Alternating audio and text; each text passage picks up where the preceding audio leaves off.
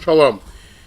I'm responding to this new thing that's developed called Apartheid Week, where college students think they're being hip and telling the right narrative and condemning Israel as some kind of apartheid state. But the truth is exactly the opposite. They should call it Palestinian terrorism state. If the Palestinian people wanted to live in peace with a Jewish state, they would stop all the terrorism, stop all the killing, stop all the educating their children to hate Jews.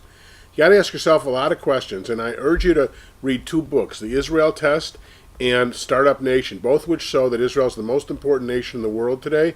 The last 10 years, it's been responsible for 25% of all the great innovations. If they leave the Jews alone to be creative, they'll save the world. I urge you also to watch some of my other videos, number 86 on the issue of the refugees and why they don't deserve to be repatriated or shouldn't be because they weren't ever there.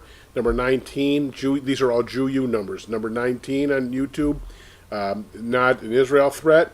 97, Jew 97, responding to Carter's horrible book on apartheid. And 498 on why the settlements are not illegal and not a barrier to peace. Number one issue is whoever said that land belongs to the Palestinians. It doesn't. There was no such thing as a Palestinian people, and who said that it does? In 1947, the Palestinians had an opportunity to have a state, and they walked away from it, instead declared war, and joined with 5 other Arab nations to try and exterminate another Holocaust, 650,000 Jewish men, women, and children in Israel, saying they'll throw them in the sea. They had a chance then, and they turned their back on it. You got to ask yourself today, if they really want peace, how come they train their kindergartners to hate Jews? We have the tapes of that. Their summer camps, instead of teaching their kids to have fun, teach them how to be terrorists.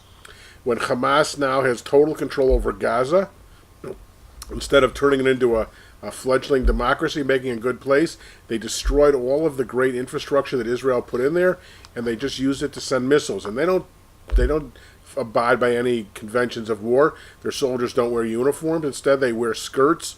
They hide in mosques and hospitals and schools and send missiles at civilian areas in Israel from there. These are just a bunch of terrorist thugs leading terrorism all over the world. They run their guns by ambulance. If the Arabs really wanted a Palestinian state, and they've already got 21 nations, they want a 22nd, well, the only thing is it's not going to be instead of the Jewish state. It'd have to be in addition to it. And Israel's already committed to that. So why did Jordan, when they controlled the West Bank between 1948 and 1967, create a Palestinian state? Why didn't they? And Egypt, which controlled Gaza all that time, why didn't they create a Palestinian state? You got to ask yourself. And then ask yourself historically, where are the supposed Palestinian people before 1930? There weren't any. There's no such thing. They just made themselves up. And if they if they ever would live in peace with Israel, why was the Palestinian Liberation Organization created in 1964 when Israel didn't control the West Bank? What were they trying to liberate? Well, obviously all of Israel. Now, when Barack was prime minister not too long ago, he negotiated with Arafat at Camp David, and he offered Arafat 98% of the West Bank and all of Gaza. And what did Arafat do? He could have had a Palestinian state again right then. He turned it down and started an intifada. Again, throwing Molotov cocktails and rocks at the heads of Israeli soldiers trying to keep the peace. They sent their suicide bombers in until Israel set up that fence to try and keep their innocent kids from getting blown up by these suicide bombers that are the scourge of the world now. Hamas, which is in control of Gaza, the Palestinians, they openly say they want to kill every Jew in Israel and destroy Israel. They're just a bunch of terrorist thugs, as the United States understands. And Abbas, the supposed leader of the West Bank, he was a Holocaust denier. So who is Israel supposed to make peace with?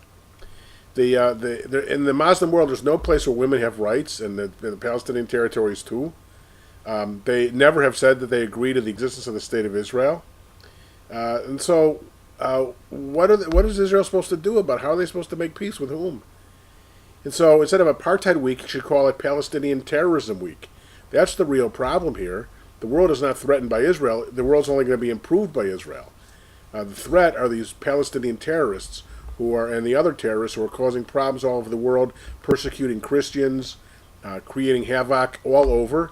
And if they really wanted to live in peace, they could have their own state tomorrow. The ball is completely in their court. So this apartheid nonsense is disgusting. It's immoral. It's philosophically reprehensible. The world should be focusing their attention on why the Arabs and why the Palestinians are so evil and in creating so much danger and trouble for the world. Why don't they want to live in peace? Why don't they use their energy to lift up their populations and live in security and peace and freedom instead of what they're doing? That's the real problem here, not this this beautiful democratic state of Israel where the Arab population of the Muslims lives the freest they live anywhere in the world, as do the Christians. Complete religious freedom.